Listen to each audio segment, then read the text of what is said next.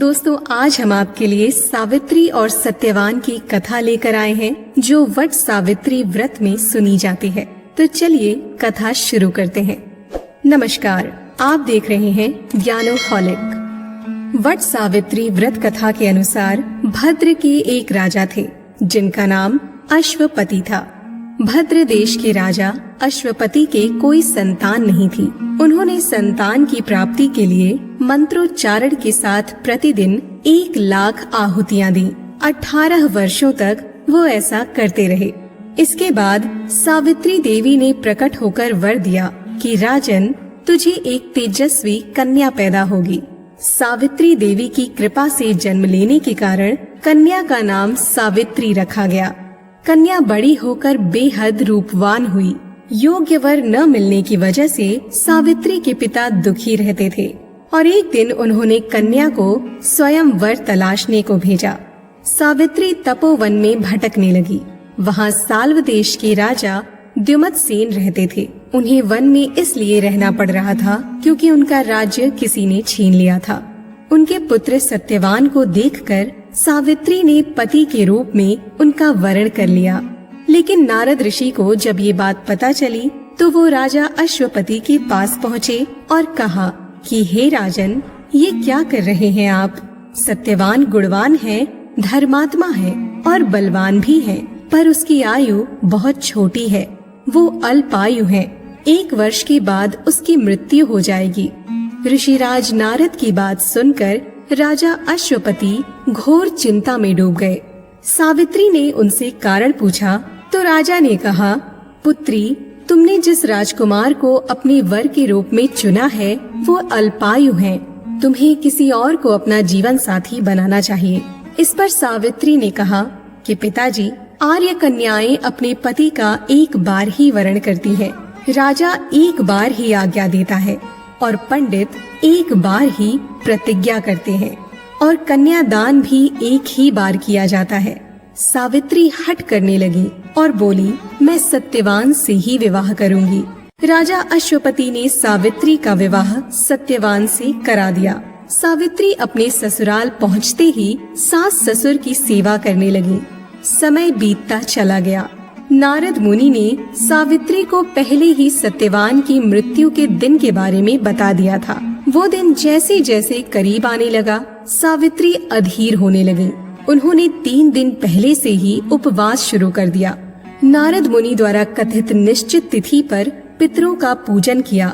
हर दिन की तरह सत्यवान उस दिन भी लकड़ी काटने जंगल चले गए। साथ में सावित्री भी गयी। जंगल में पहुंचकर सत्यवान लकड़ी काटने के लिए एक पेड़ पर चढ़ गए। तभी उसके सिर में तेज दर्द होने लगा। दर्द से व्याकुल सत्यवान पेड़ से नीचे उतर गए। सावित्री अपना भविष्य समझ गई। सत्यवान के सिर को गोद में रखकर सावित्री सत्यवान का सिर सहलाने लगी। तभी वहाँ यमराज आते दिखे। यमराज अपने साथ सत्यवान को ले जाने लगे। सावित्री भी उनके पीछे पीछे चल पड़ी। यमराज ने सावित्री को समझाने की कोशिश की कि यही विधि का विधान है, लेकिन सावित्री नहीं मानी। सावित्री की निष्ठा और पति परायणता को देखकर यमराज ने सावित्री से कहा कि हे देवी, तुम धन्य हो, तुम मुझसे कोई भी वरदान मांगो। सावित्री ने कहा कि मेरे सास ससुर वनवासी और अंधे हैं, उन्हें आप दिव्य ज्योति प्रदान करें। यमराज ने कहा कि ऐसा ही होगा, जाओ अब लौट जाओ। लेकिन सावित्री अपने पति सत्यवान के पीछे पीछे चलती रही। यमराज ने कहा, देवी तुम वापस जाओ। सावित्री ने कहा, भगवन, मुझे अपने पतिदेव के पीछे चलने में कोई परेशानी नहीं है। पति के पीछे चलना मेरा कर्तव्य है।